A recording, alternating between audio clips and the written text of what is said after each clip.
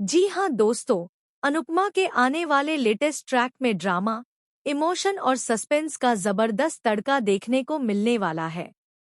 इस बार कहानी ऐसा मोड़ लेने वाली है जिसकी किसी ने भी कल्पना नहीं की होगी। आखिरकार अनुपमा और दिग्विजय को एक ऐसी चुनौती दी जाती है जिसमें दोनों को जोड़ी बनाकर हथकड़ी पहनकर खाना बनाना पड़ता है।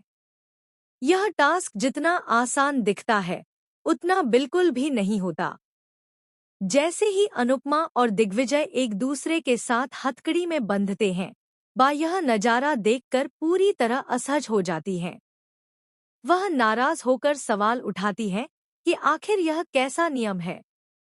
उन्हें सबसे ज्यादा इस बात की चिंता सताने लगती है कि अगर समाज ने यह सब देख लिया तो लोग क्या-क्या बातें बनाएंगे। पहले से ही लोग अनुपमा और दिग्विजय के रिश्ते को लेकर तरह-तरह की बातें कर रहे हैं और अब यह नया टास्क उन अफवाहों को और हवा देता नजर आता है। दूसरी तरफ राही का बदला हुआ रवैया भी सबका ध्यान खींचता है। अब वह बार-बार अनुपमा की तरफ देखती रहती है क्योंकि उसे पता है कि अनुपमा का एक हाथ पहले से घायल है। वह नहीं चाहती कि इस मुश्किल टास्क में अनुपमा को और ज्यादा चोट लगे। राही की यह चिंता देखकर कई लोगों को लगता है कि शायद माँ-बेटी के रिश्ते में एक नई शुरुआत होने वाली है।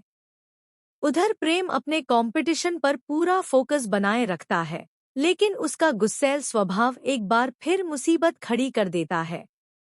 जब राही उसे खाने में नमक कम डालने की सलाह देती है, तो प्रेम भड़क जाता है और कहता है कि उसे किसी की सलाह की जरूरत नहीं है।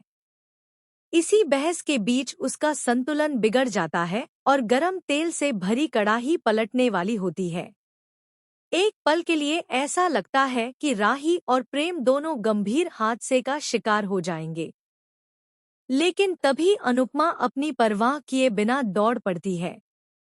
अपने घायल हाथ की तकलीफ भूलकर वह दोनों को धक्का देकर सुरक्षित कर देती है और खुद चोट खा जाती है। यह देखकर वहां मौजूद हर कोई हैरान रह जाता है। दिग्विजय भी अनुपमा की हिम्मत और निस्वार्थ सोच की खुलकर तारीफ करता है, जबकि बा भी कुछ पल के लिए बिल्कुल खामोश हो जाती हैं। अब सबसे बड़ा सवाल यह है कि क्या इस हादसे के बाद राही का दिल पूरी तरह बदल जाएगा? क्या बा अनुपमा को लेकर अपनी सोच बदलेंगी?